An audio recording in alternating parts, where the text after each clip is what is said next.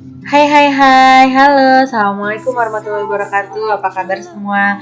Semoga kalian semua dalam keadaan sehat walafiat ya. Jangan lupa tetap jaga kesehatan, jaga stamina kalian. Nah, ada cara nih yang dapat kalian lakukan untuk mencegah laju penyebaran virus COVID-19. Apa aja sih caranya yang dapat kalian lakukan? Yang pertama adalah menjaga jarak sosial. Yang kedua, memakai masker dengan benar. Dan yang ketiga, mencuci tangan dengan sabun. Dan jangan lupa, kalian harus stay at home. Harus di rumah aja, belajarnya dari rumah. Itu sebagai wujud kontribusi kalian untuk melawan COVID-19. Kita selalu berdoa ya, supaya pandemi ini segera berakhir dan kalian bisa melakukan KBM tatap muka di sekolah. Ya, amin ya robbal alamin. Semoga semuanya sehat walafiat ya. Oh ya, sebelum kita memulai pembelajaran, ada baiknya kita berdoa terlebih dahulu ya. Berdoa dimulai. Berdoa selesai. Jangan lupa ya, absen ya. Link absennya ada di description box grup kalian masing-masing. Nah, sesuai dengan janji saya, kemarin kan saya sudah menjelaskan utang gaji. Sekarang saya akan menjelaskan tentang pendapatan diterima di muka. Nah, seingat saya dulu pernah menjelaskan tentang ini di kelas 10 pada materi ayat jurnal penyesuaian. Silakan sambil dibuka-buka lagi bukunya tentang konsep pendapatan diterima di muka. Saya ingatkan dulu tentang pendapatan diterima di muka. Apa sih pendapatan diterima di muka itu? Saya bacakan, yaitu suatu pendapatan baik dari usaha jasa maupun dari hasil penjualan barang yang sudah diterima oleh perusahaan, tetapi pendapatan tersebut belum sepenuhnya menjadi hak perusahaan dalam periode tersebut. Maksudnya apa ya Bu? Kalau dari teori pasti kalian sedikit sulit untuk memahaminya ya. Ilustrasinya seperti ini. Kalian punya perusahaan, kalian udah dibayar nih sama pelanggan kalian, tapi kalian belum memberikan jasa ke pelanggan kalian. Ya, seperti itu penjelasannya. Contohnya kayak gimana? Misalnya kalian punya perusahaan travel. Terus ada pelanggan kalian nih datang. Saya mau jalan-jalan kata pelanggan kalian ke Lombok. Tapi saya jalan-jalannya akhir tahun ya, tidak sekarang nih, saya kasih uangnya dulu sebagai tanda jadi. Nah, transaksi tersebutlah yang disebut dengan pendapatan diterima di muka untuk perusahaan kalian. Oke. Kemudian kalian harus ingat nih konsep yang pendapatan jadi kewajiban, kewajiban jadi pendapatan. Sama kayak beban jadi harta, harta jadi beban. Itu loh.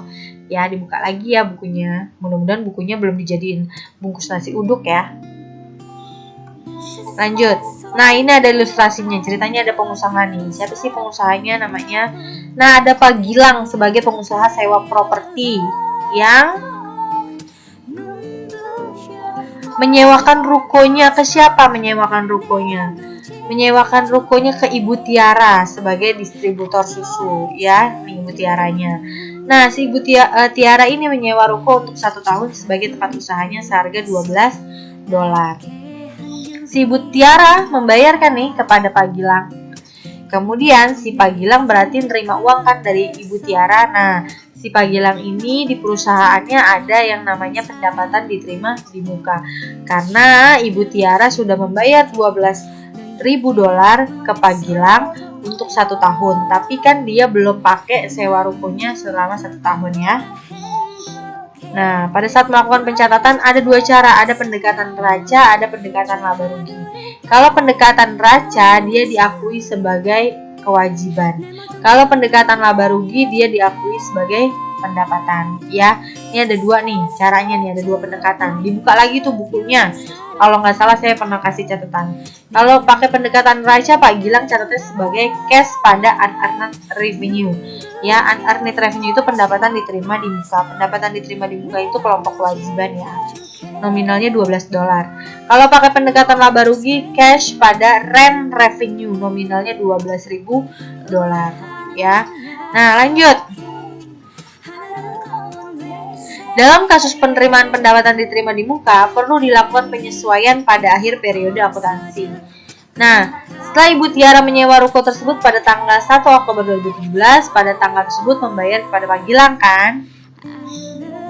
Nah, Pak Gilang melakukan pencatatan penerimaan ruko. Kemudian melakukan penyesuaian. Kan ini tadi udah dicatat nih. Nih catatnya yang ini nih. Nih, jangan lupa nih, catatnya yang ini. Kalau pakai neraca kayak gini, kalau pakai laba rugi kayak gini ya, salah satu. Nah, kemudian di bulan Desember Pak Gilang harus melakukan penyesuaian ya. Nah, penyesuaiannya gimana? Nah, kalau pendekatan neraca penyesuaiannya tadi kan unearned revenue-nya dikredit. Pada saat penyesuaian, unearned-nya jadi ada di sebelah debit. Pasangannya sama rent revenue. Cara menghitungnya gimana? Nih, lihat. Kalau dia unearned revenue-nya kan tadi kan dikredit ya, unearned revenue-nya sebesar $12.000, ya kan? Berarti dia sudah mencatat kewajiban. Nah, sekarang kita mau mengakui pendapatan nih. Ini kan pendapatannya muncul nih di kredit, ya kan? Di kredit pendapatan bertambah. Berarti logikanya adalah kalau pendapatan bertambah berarti kita harus hitung berapa sih sebenarnya pendapatan yang sudah boleh diakui oleh Pak Gilang, ya kan? Si Ibu Tiara kan nyewa rukonya tadi dari tanggal 1 Oktober 2017. Yang sudah jadi pendapatan artinya rukonya sudah dipakai atau belum? Pintar, yang sudah ya. Kalau yang sudah jadi pendapatan rukonya yang sudah dipakai. Ibu Tiara dari Oktober ke Desember udah pakai berapa bulan? Sudah pakai 3 bulan. Jadi 3/12 sudah 3 bulan yang dipakai dari 12 bulan dikali dengan $12.000. Ketemulah hasilnya $3.000. Itu kalau pendekatan neraca. Kalau pendekatan laba rugi, nah tadi kan rent revenue-nya kan dikredit, diubah jadi di sebelah debit. Nah, berarti kita harus mengakui kewajibannya, harus mencari unearned revenue-nya. Kalau kita mencari kewajiban, artinya kita harus mencari tahu berapa sih yang nantinya harus diberikan lagi oleh Pak Gilang ke Ibu Tiara. Artinya yang belum Ibu Tiara pakai berapa bulan nih? Gitu. Yang belum dipakai kan 9 bulan ya, karena tadi dipakainya dari Oktober, November, Desember. Dia sewanya 1 tahun. Berarti kan kalau 3 bulan yang udah dipakai, berarti sisanya yang belum dipakai adalah 9 bulan.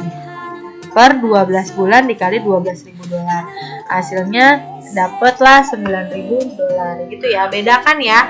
Kalau yang pendekatan neraca kamu cari yang sudah dipakainya berapa, kalau yang pendekatan laba rugi kamu cari yang belum dipakainya berapa pada saat penyesuaian gitu ya. Kita lanjut. Jadi kesimpulannya seperti ini. Nah, ini boleh kalian foto terus kalian catat di buku. Pada saat jurnal umum, kalau neraca dicatat sebagai utang, kalau laba rugi dicatatnya sebagai pendapatan. Nah, pada saat penyesuaian, berarti neracanya kamu harus cari pendapatannya udah berapa, yang udah terpakai itu berapa. Nah, kalau laba rugi, kamu harus cari hutangnya berapa, ya. Jadi kalau di penyesuaiannya, kalau pendekatan neraca kamu cari yang udah terpakai berapa. Kalau di laba rugi kamu cari yang masih jadi utang berapa. Nah, ini perhitungannya juga kan. Kalau pendekatan neraca, hitung yang sudah dipakai. Kalau laba rugi, hitung yang belum dipakai, ya kan? Hutang pendapatan ya yang belum dipakai. Nah, ini contoh analisa di AJP-nya, kamu bisa baca sendiri ya. Selama sewa selama 1 tahun terhitung pada bulan Oktober. Pada bulan Desember memperhitungkan pendapatan sewanya. Kemudian kalau yang pendekatan laba rugi, sewa selama 1 tahun terhitung bulan Oktober. Pada bulan Desember memperhitungkan utang pendapatannya ya, unearned revenue.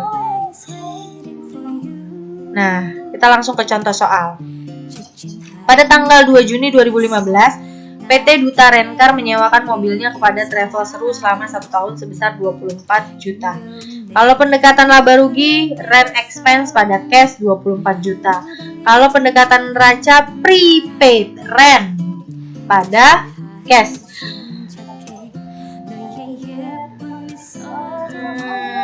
Nampaknya ini salah contoh soalnya. Ini contoh soal beban dibayar di muka ya. Nanti saya bikinkan yang pendapatan diterima di mukanya. Oke, kita skip dulu. Nanti saya bikinkan video khususnya. Nah, sekian, terima kasih dari penjelasan yang saya berikan. Nanti contoh soalnya akan saya berikan setelah video ini ya. Kalian cek di video satunya. Tetap di rumah aja. Selalu jaga jarak sosial, selalu memakai masker dengan benar, dan selalu mencuci tangan dengan sabun. Nah, mudah-mudahan penjelasan yang saya berikan dapat dimengerti. Kurang lebihnya mohon maaf. Wassalamualaikum warahmatullahi wabarakatuh.